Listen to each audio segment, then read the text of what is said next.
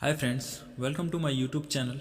Friends, आज जो बात करने वाला है फिर से किसी दूसरे मेडिसिन के बारे में, वो जो है आपका जीरोडोल एम आर टैबलेट के बारे में बताने वाले हैं कि इसका यूज़ कहाँ किया जाता है, इसका डोज कितना देना पड़ता है या फिर कितना दिन तक इसका यूज़ करा जाता है, और इसका साइड इफ़ेक्ट क्या क्या हो सकता है, और वार्निंग क्या क्या यानी कौन कौन सी बात ध्यान में रखने वाली होती है, वो सारा चीज़ बात करने वाले हैं इस वीडियो में।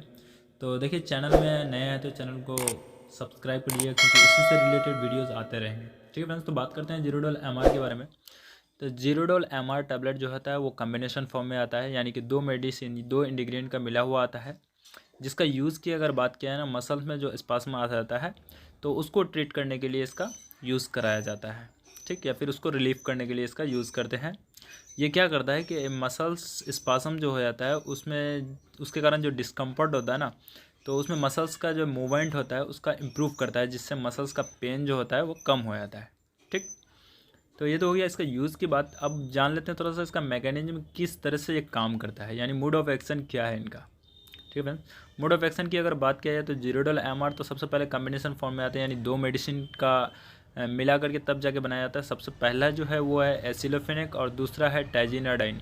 ठीक, टाइजिनाडाइन बात कर लेते हैं एसिलोफेनेक के बारे में। तो एसिलोफेनेक एक non steroid anti inflammatory drugs है, जिसका काम की अगर बात किया जाए तो ये क्या करता है कि मतलब केमिकल जो रिलीज़ होता है, यानी बहुत सारे केमिकल रिलीज होता है जिसके कारण पेन और इन्फ्लेमेशन जो आती है, तो उसी को ये ब्लॉक कर देता है, जिसके कारण पेन और इन्फ्लेमेशन में मतलब रिलीफ हो जाता है, यानी कम हो जाता है। ठीक, ये तो हो गया एसिलोफेनेक का काम। अब दूसरा बात किया जाए कि ये जो है टाइजिनाडाइन, टाइजिनाडाइन का काम की अगर बात किया है ना, ये क्या करता है कि ब्रेन का जो है स्पाइनल कॉर्ड पर काम करता है, यानी ब्रेन के सेंटर में जो स्पाइनल कॉर्ड होता है उसमें ये काम करता है। ठीक, उसमें काम करने से क्या होता है कि स्टिफनेस या फिर मसल्स स्पाज्म जो होता है तो उसको कम करता है ये। ठीक, तो इस तरह का दोनों इंग्रेडिएंट की काम है, और दोनों को मिला करके जीरोडोल एमआर बनाया गया है। ठीक, अब देख लेते हैं इसका कुछ साइड इफ़ेक्ट, कि कौन कौन से साइड इफ़ेक्ट इसमें हो सकता है, जैसे कि नौजिया हो जाना, या फिर वोमिटिंग, स्टमक में पेन आ जाना,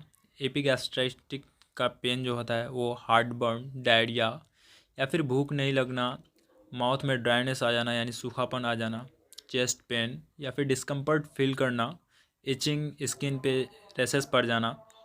तो ये कुछ कॉमन साइड इफ़ेक्ट हैं। अगर ऐसा साइड इफ़ेक्ट देखने को मिलता है तो सबसे पहले इस मेडिसिन का यूज़ को रोक देना है, उसके बाद अपने डॉक्टर से ज़रूर से कंसल्ट कर लेना। ठीक, तो ये तो हो गया साइड इफ़ेक्ट। अब आते हैं कुछ वार्निंग, यानी ध्यान में रखने वाली बात है कि किस किस कंडीशन में नहीं यूज़ करना चाहिए, या फिर किन किन को नहीं देना है, या फिर किन किन को अवॉइड करना चाहिए।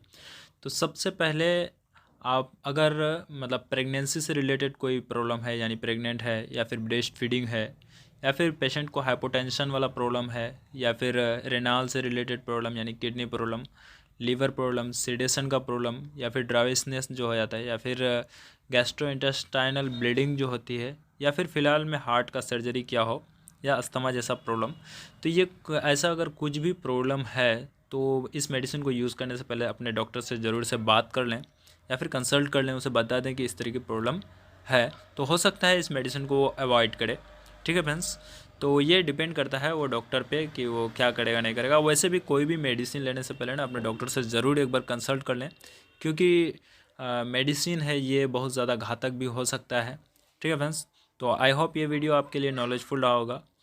देखिए, इस चैनल में इसी से रिलेटेड वीडियोज़ आते रहेंगे, तो फिर मिलते हैं नेक्स्ट वीडियो में। तब तक के लिए बाय, यहीं तक समाप्त करते हैं आज का वीडियो।